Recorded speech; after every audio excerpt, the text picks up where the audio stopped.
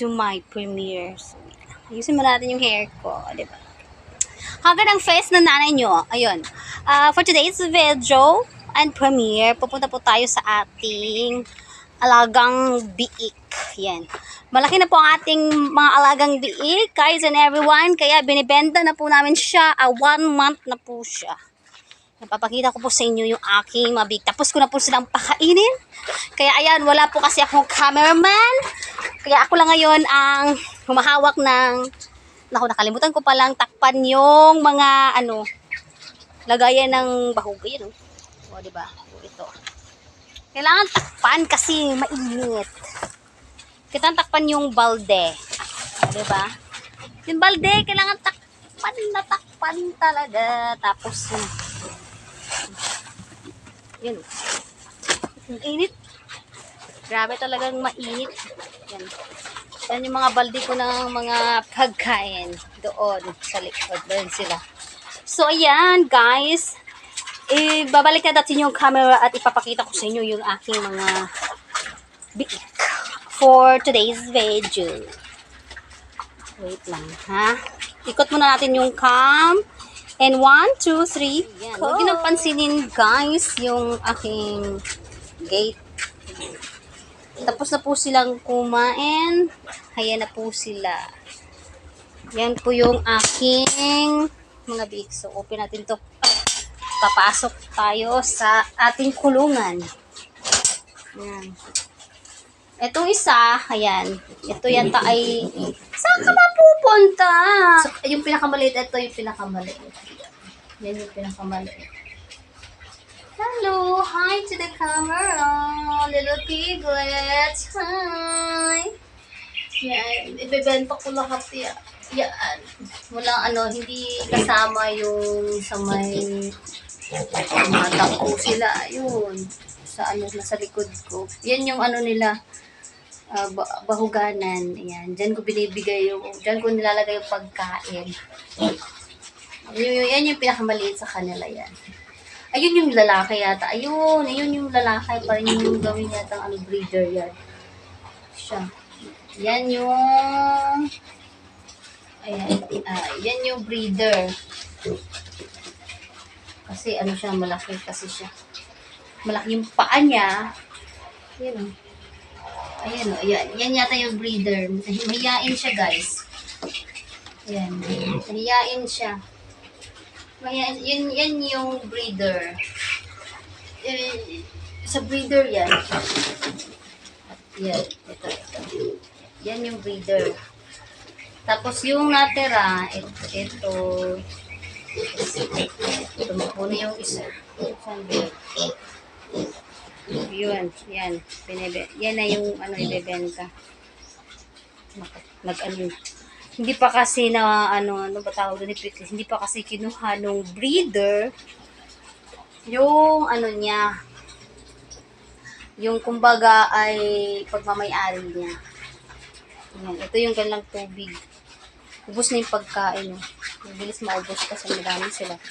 Ito naman yung pagkain ni Vicky. Si Vicky yan. Guys, buntis din yan. Pinapakain ko na kasi. Ito, tapos nang kumain to. Ang presyuhan po ng biik dito sa Mindanao ay, lalo na sa akin na isang backyard farmer.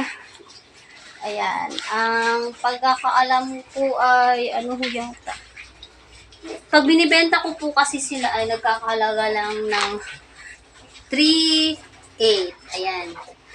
3.8 po. So guys, pag bibili kayo dito sa Mindanao, tulad dito sa Hasaan area, 3.8 po yung benta ko. Pero may hangyo po yun kasi pag tayo po ay isang nagbebenta, may bili kasi na hangyo kumbaga. Ayan. Tumatawad sila guys. Kaya pag tumatawad sila, ayun. May tawad naman yung aking mga biik. Diba? Ayan sila. Kasi hindi sila sanay na may tao. Kaya ganyan sila kalipot. Tapos pag wholesale naman, sa benta ng aking mga biik, wholesale ko po sa kanila ay Trismel. Ayan. 3K po ang isa pag nilahat mo ng bili. Ayan. Ayan po sila. Oh, diba? Ayan. So, nagtatago yung isa sa pinakalikod. Oh, diba?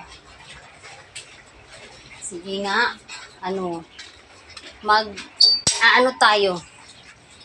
Bibigyan uli natin sila ng pagkain. So, pupunta tayo doon sa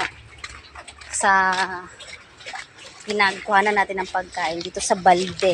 Yung mahiwagang balde ko. Ito guys, yung mahiwagang balde ko. Ito yung pagkain nila, no. Binili ko lang ito sa may palengke. Ayan. Oh, 'di ba?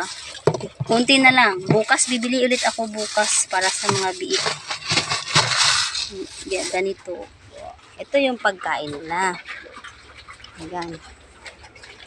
Bibigyan natin ulit. Mamaya, ay, baka lumabas yung aking biik. Naku, huwag kayong lalabas. Ayan. Tapos, dito natin nilalagay. Hindi kasi sila sanay na hindi sila sanay na malapit sa tao. Yan. Tapos, iiwanan natin. Ayan, gumakain na sila.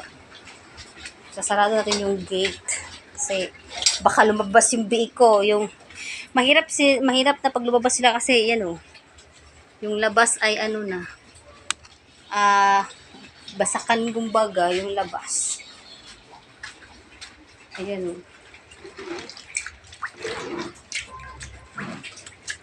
Inaabunuhan pa yan ng yudupa. Kasi nga maputik dyan.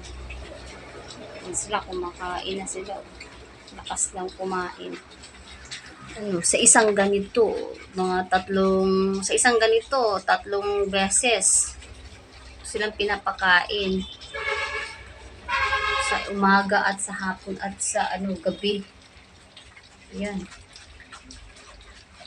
Kaya nga nilang makaubos ng 1 kilo sa isang araw lang. O sobra pa. Kasi malalakas na talaga silang kumain. Pag tinuduhan mo talaga ito ng pakain, guys, mabilis nang lumaki ito. Nasubukan ko na isang sako ng pilmiko sa isang biik, 2 buwan lang, malitso na guys. Malilitso na talaga sila. Diba? Tingnan nyo naman sila paano kumain. Ano lang yan, sinasanay ko sila na ganyan pakainin. Pero pwede naman ilagay doon yung pagkain, Doon, pwede doon ilagay yung pagkain. Kaso, hindi ko nga inilagay. Ayan. Sa may balak dyan, bumili. Ayan. Kaso nga lang, wag lang bibili yung sa malayo, ha? Kasi baka pag dumating na yung biik, wala na. Gutom na yung biik. Hindi po tayo pwede ng guys, shipping. Bawal po ang shipping. Para lang po ito sa biik, para lang po ito sa nagbibili malapit sa amin.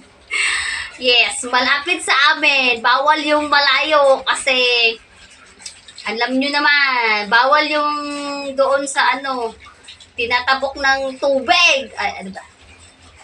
Bawal pala shipping. Kaya hindi po ako nagpapa-shipping ng aking biik. Nako. Kaya kung bibili kayo, pumunta kayo dito sa bahay ng tangkal ng biik ko. Ay, ganun lang. Oh, diba?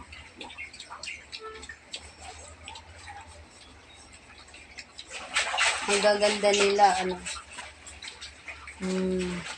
tapos na silang kumain. Ang bilis na talagang kumain, ganyan lang. Ano po yun? Mas marami ho yata ang dito sa Biko, lalaking biik kaysa babae. Oo, maraming lalaki.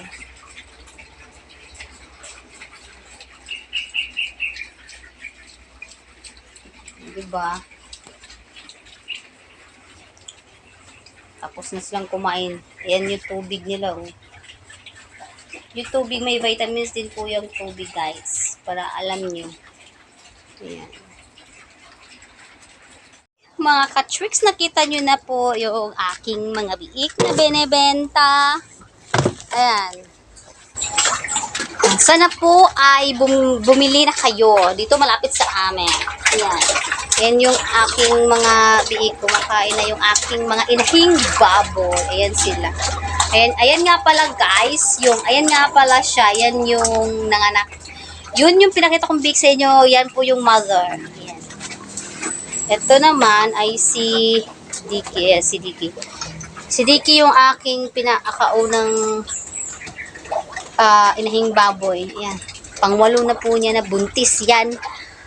Ano siya eh. Gusto niya. Ayan. Tapos, ayan naman po si Vicky. Oh, ayan. Ayan si Vicky. Ayan. Yan yung si Vicky. Yung pinaka, biik ko. Pinaka, inahin kong baboy. Pinaka, talagang maldita yan. Tulad ko din. Joke only. Ayan, guys. Salamat po sa inyong panunood. Sana po ay may natutunan kayo sa presyuhan ng ating mga biik dito po sa Misamis Oriental. Ayan.